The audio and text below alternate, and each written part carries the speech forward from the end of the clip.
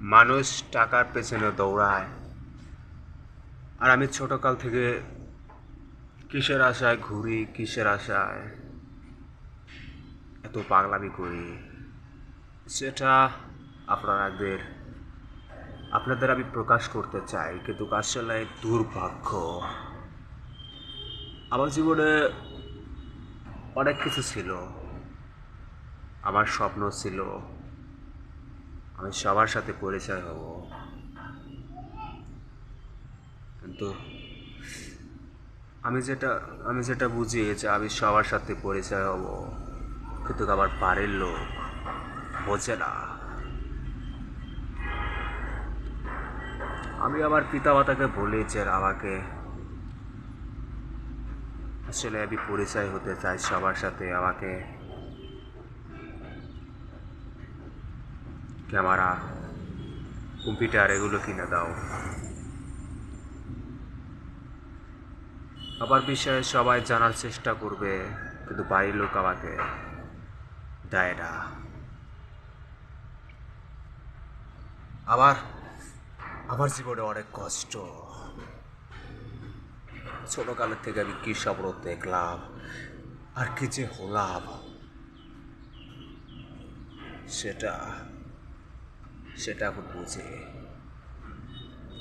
আমি এখন একটা জিনিস সে লুকিয়ে রাখে মাটির তলে, একটা জিনিস লুকিয়ে রাখে যে মাটির তলে, সেরকম আমি এখন একটা বস্তু পেয়েছি।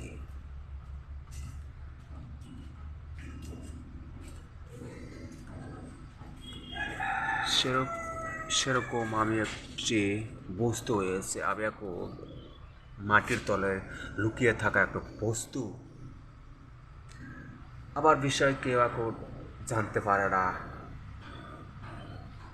আবার আমাকে কেউ চেনে না।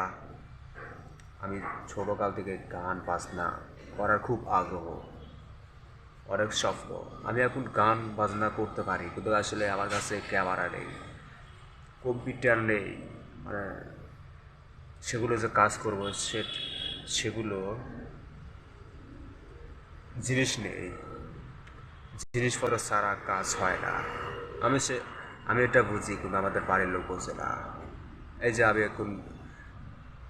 আমি যে এখন এই ভিডিওটা করছি, এটা সাধারণ 9,000 টাকার মোবাইল দিয়ে, এটা ক্যামেরা অত্যন্ত খারাপ, কিন্তু আমি এখন এটা আপনাদের বলি যে আপনাদের যদি ট্যালেন্ট ভালো থাকে, আপনাদের যদি অভিজ্ঞতা ভালো থাকে, আপনাদের দরকার একটা ক্যামেরা। অন্তত 50,000-এর নিচে ক্যামেরা দিয়ে আপনারা কোনো কাজ করতে পারবেন না, ভাইরাল হতে পারবেন না। সেটাই আমি আমার বাড়ির লোকদের বলি, কিন্তু আমার বাড়ির লোক বিশ্বাস করে না। আমার আমার নিজের তৈরি বিট, নিজের তৈরি করা বিট 2022 সাল 2022 সাল থেকে শুরু হয়েছে। আমার নিজের তৈরি করা বাজনা দিয়ে আমি নিজে গান করার শুরু, মানে আমার নিজের বাজনা দিয়ে 2022 সাল থেকে শুরু করেছি, আমার গান বাজনা শুরু করেছি। কিন্তু আমি গান বাজনা 2020 সাল থেকে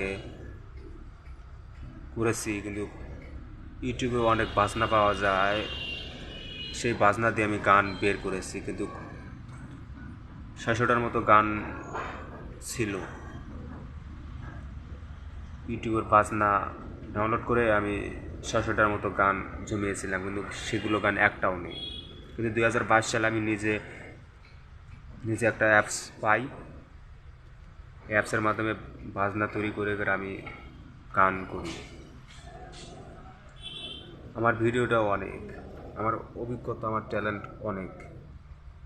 সেটা আমি বাড়ির লোকদের বলি যে এই 9,000 টাকার মোবাইল দিয়ে, ক্যামেরা দিয়ে কাম হবে না। এটা এই ক্যামেরা দিয়ে ভিডিও করলে গ্রো করে না, মানে ইউটিউবে গ্রো করে না।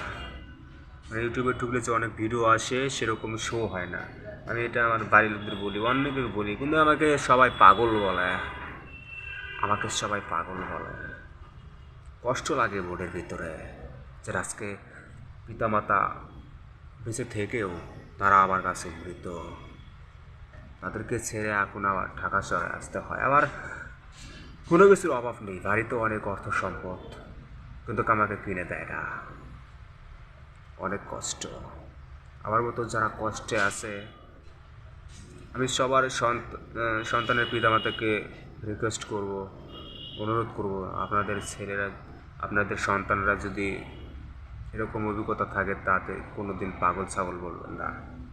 আমাদের এলাকার মানুষ আমার সম্পর্কে বলতে পারবে, যখন আমার 7 বছর, 2008 সাল কি 9 সাল, না 2007 সাল কি 6 সাল এরকম হবে, তখন থেকেই আমার সম্পর্কে মানুষ জানে যেন আমি আসলে কোন ধরনের লোক। আমি গান বাজনা, আমার 7 বছর থেকে আমার গান বাজনা প্রতি আগ্রহ, বেশি আগ্রহ।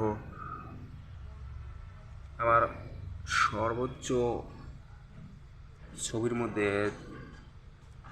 মান্না মান্না ভাইয়ের ছবি আমার ভালো লাগে। তার কিছু অংশ আমার জীবনে আছে। এই যে আমি যে কথাগুলো বলি, হয়তো আপনারা মনে করবেন যে এটা আসলে মান্না ভাইয়ের কথার অনুসারে তার দেখে দেখে শিখেছেন না। আসলে আমার এটা নিজের একটা ভাষা। যখন আমি আসলেই, আমাকে দেখে কেউ বলতে পারবে না যে আমি আসলেই গরিব ঘরের সন্তান। আমার কথাবার্তায় বুঝবে যে না আসলে এটা বড় লোকের, কিন্তু আল্লাহ তাআলা আমাকে বানিয়েছিল সেরকম, কিন্তু আমাকে জন্ম দিয়েছে গরিব ঘরে। আমার অনেক ট্যালেন্ট, কিন্তু সেটা সঠিক প্রয়োগ করার কোনো জিনিসপত্র নাই আমার কাছে। দুঃখ।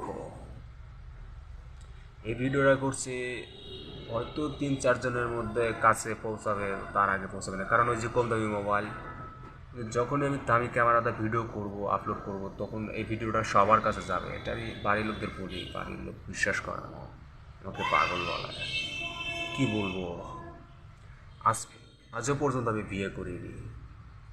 আমার বয়স এখন 24-25 বছর, এখনও পর্যন্ত আমি বিয়ে করিনি, কিন্তু ওই যে একটা আশা আছে যে আমি একদিন কিছু হব, এটা আমার উদ্দেশ্য।